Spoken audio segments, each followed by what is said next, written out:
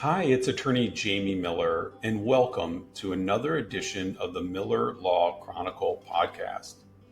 It's been a while, and I apologize for that. I've been very busy the last few months, and in this podcast, we're going to kind of talk about, and I'm going to update you on what I've been up to. Very exciting stuff. Had a surgery on my knee. I'm going to tell you a little bit about that. Had a new grandchild born, which is really exciting and really awesome.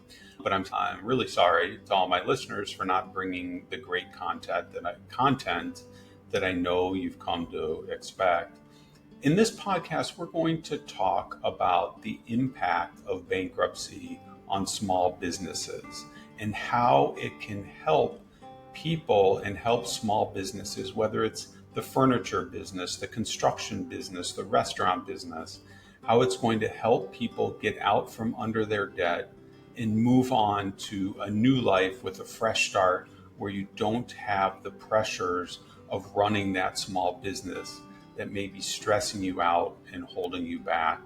We're also going to talk about ways that we can get rid of the debt from your business and perhaps show you a path on how to continue operating that business, perhaps under a different corporate entity. But I'm really excited to share this great content with you. If you are enjoying the Miller Law Chronicles podcast, which I hope you are, I'd ask you to subscribe and give a thumbs up. Go to social media, go to Spotify, Apple Podcasts, Google Podcasts, wherever you see these podcasts or wherever you find your podcasts, and like us and subscribe to us. And I'm really grateful for all of our listeners out there and those that are watching us on YouTube. Thank you so much for paying attention to the important content that we continue to put out there, period. Thank you.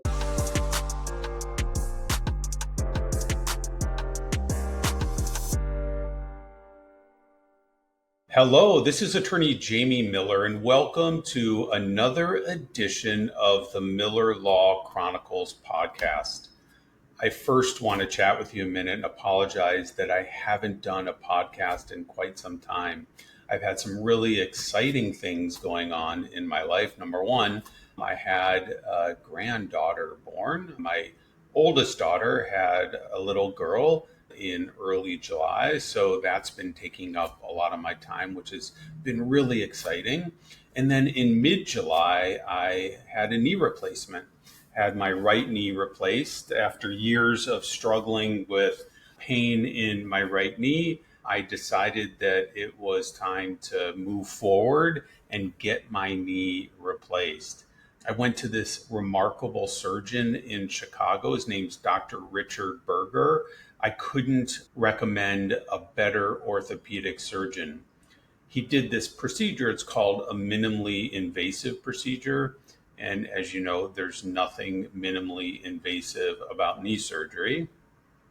But he went in there, spared all my ligaments, tendons, and muscles, and within 45 minutes, put in my robotic knee. I wish it was robotic, but he put in my prosthetic knee into my right side, and I am doing fantastic. I'm almost 5 weeks post-surgery. I'm walking fine. I'm starting to work out again. And I'm really excited about what the future is going to bring for my right knee, hoping to get back to running and hoping to get back to basketball. But to be honest with you, I'm grateful at this time that my most challenging medical issue is an orthopedic issue.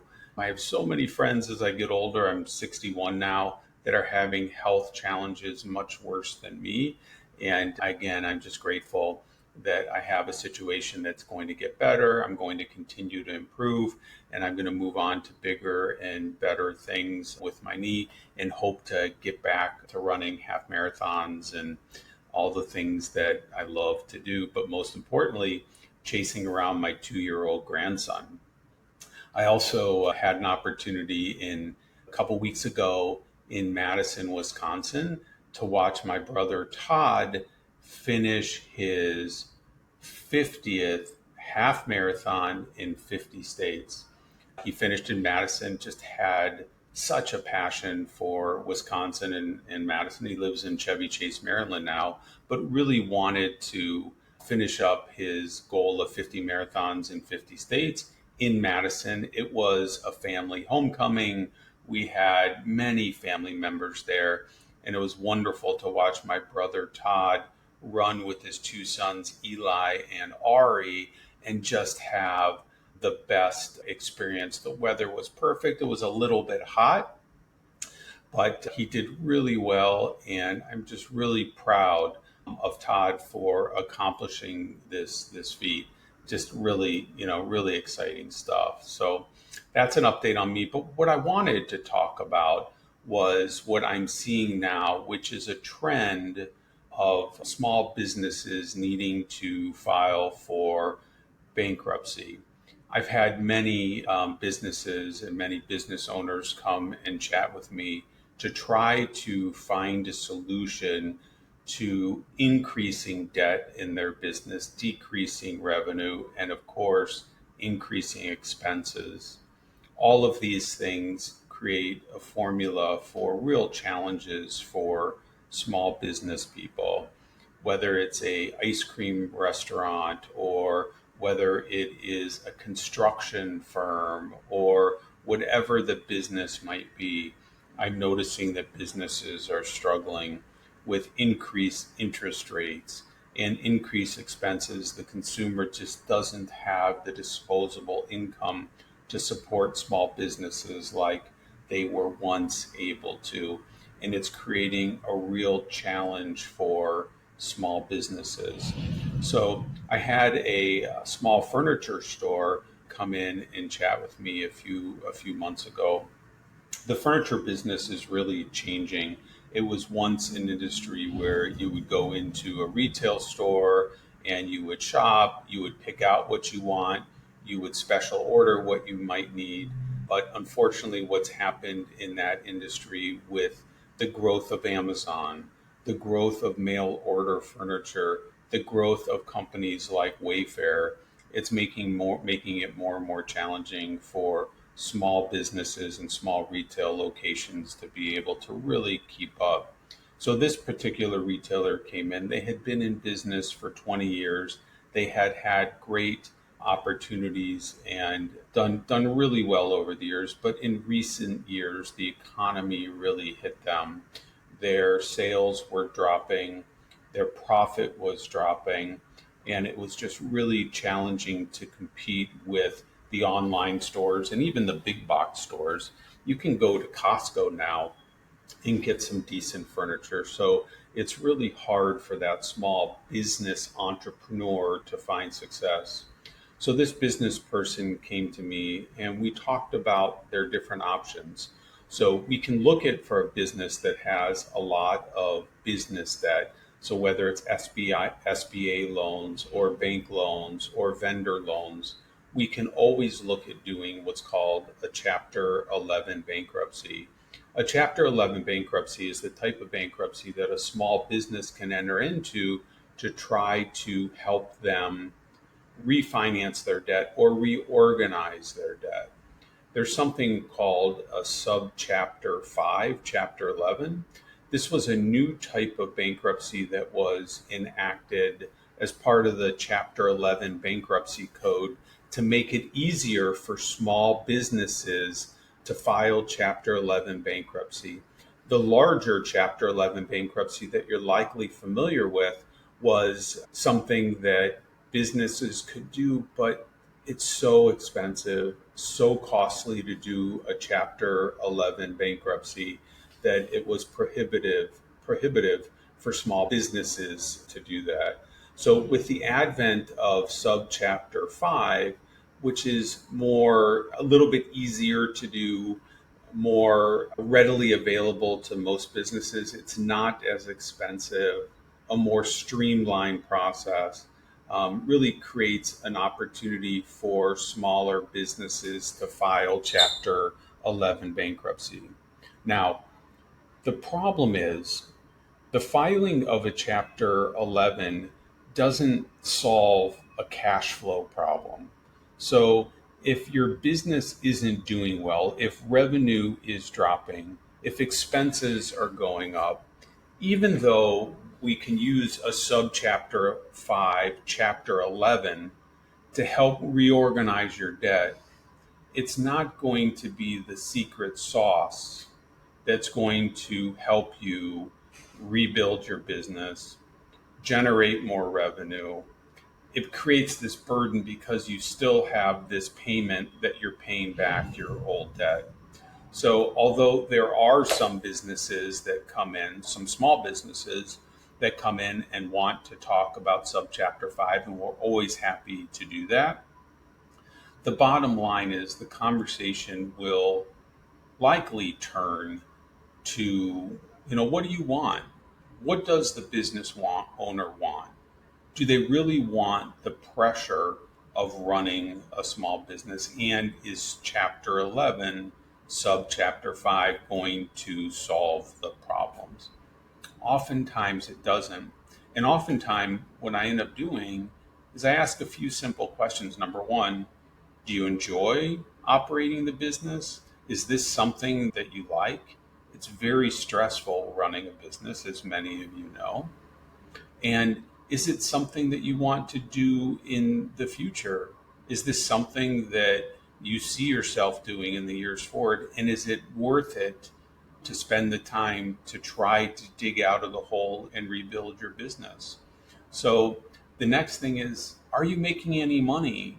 All the stress, I can't tell you the number of self-employed people that I talk to that come to us here at Miller and Miller, and they're making $20,000 or $30,000 a year, $40,000 a year, working 80, 90, 100 hours a week, and they're not moving forward. They're so stressed.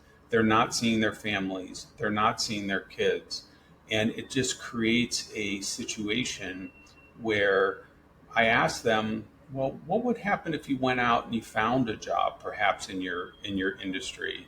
If you're running a furniture store, how much money could you make going out and working for a furniture store where you enjoy that industry, you enjoy sales, but could you make more money working for someone else without the stress?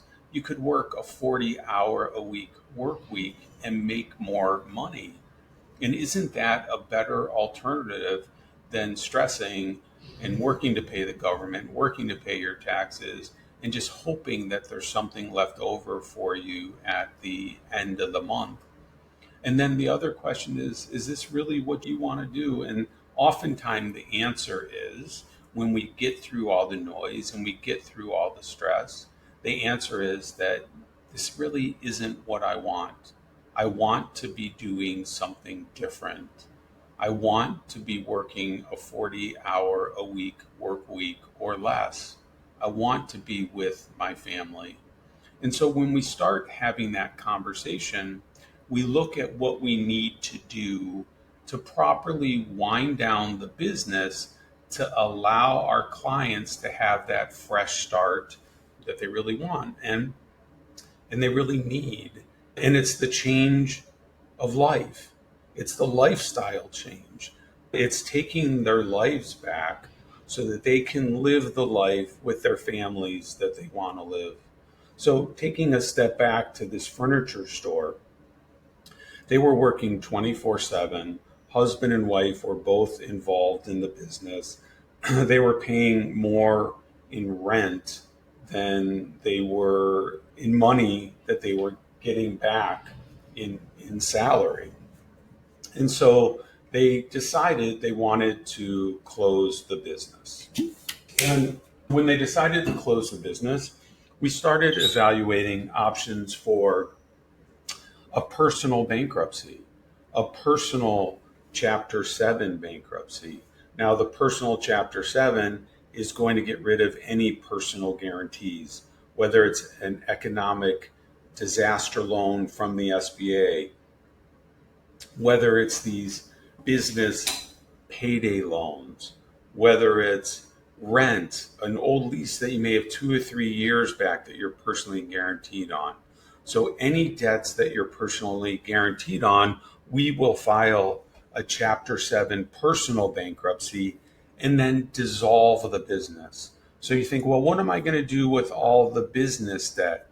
Should I file a Chapter 7 for the business? And generally, the answer is no. the best thing is just to close the business, file a personal bankruptcy, get rid of the debt, and get the fresh start. And that oftentimes is the best solution and gives people the opportunity to take that deep breath.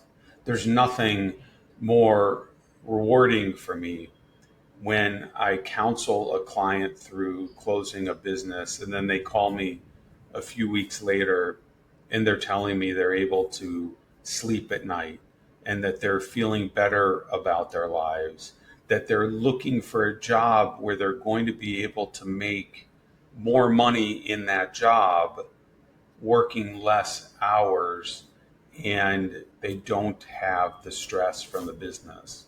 Now, bankruptcy is there for young and old entrepreneurs who took their best shot at opening a business. And I'm really proud of people that take that step.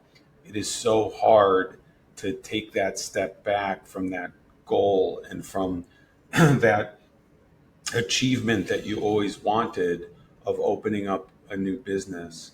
But fundamentally, I just want you to know that we are always here to help people who are struggling with operating their business and who are really looking for options on how to make that change. Now, just because you come to us doesn't mean we're going to file a bankruptcy for you or we're going to close your business. But I have great insight that I can share with you that is really going to allow you to have all of your options and to arm yourself with all your options so you can make the best decision on how to close your business. And the other thing is, just because you close your business doesn't mean that you can't go back into that business. And we're going to talk about that. What if you have a small business that has a lot of debt that's burdening it?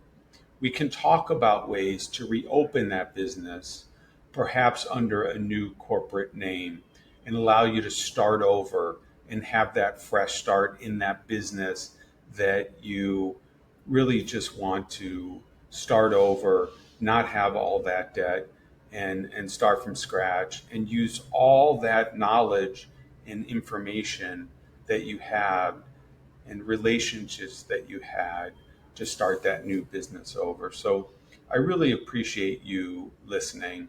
And my biggest word of wisdom to you is to give me a call.